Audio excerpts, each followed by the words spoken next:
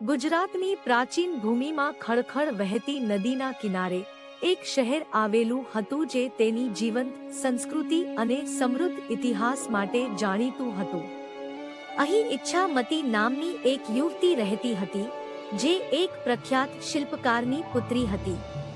ઈચ્છામતી માત્ર સુંદરતાથી જ નહીં, પરંતુ વાર્તા કહેવાની અસાધારણ પ્રતિભાથી પણ સંપન્ન હતી.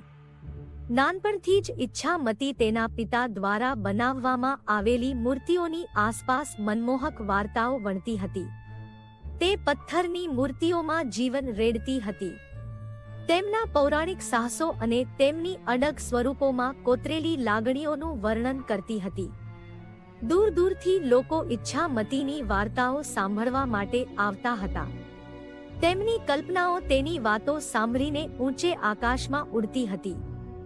જેમ જેમ ઈચ્છામતી મોટી થતી ગઈ, તેમ તેની વાર્તાઓ વધુ જટિલ અને ગહન બનતી ગઈ.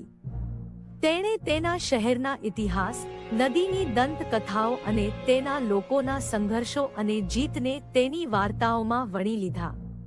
તેની વાર્તાઓ તેના શ્રોતાઓ પર ઊંડો પ્રભાવ પાડતી હતી, તેમને તેમના સહિયારા વારસાની યાદ અપાવતી હતી અને તેમને હિંમત અને કરુણાથી જીવવા માટે પ્રેરણા આપતી હતી. એક દિવસ એક ધનવાન વેપારી શહેરમાં આવ્યો. તે ઓછું બોલનારો માણસ હતો, જે ફક્ત નફો મેળવવા પર ધ્યાન કેન્દ્રિત કરતો હતો. જ્યારે તેણે ઈચ્છામતીની વાર્તા કહેવાની કુશળતા વિશે સાંભળ્યું, ત્યારે તેણે ઉપહાસ કર્યો. વાર્તાઓ માત્ર કલ્પનાઓ છે, સમયનો બગાડ છે, ફક્ત ધન અને સત્તાનું જ સાચું મૂલ્ય છે. તેના સંશયથી આકર્ષિત થઈને શહેરના લોકોએ ઈચ્છામતીને તેને વાર્તા કહેવા આગ્રહ કર્યો.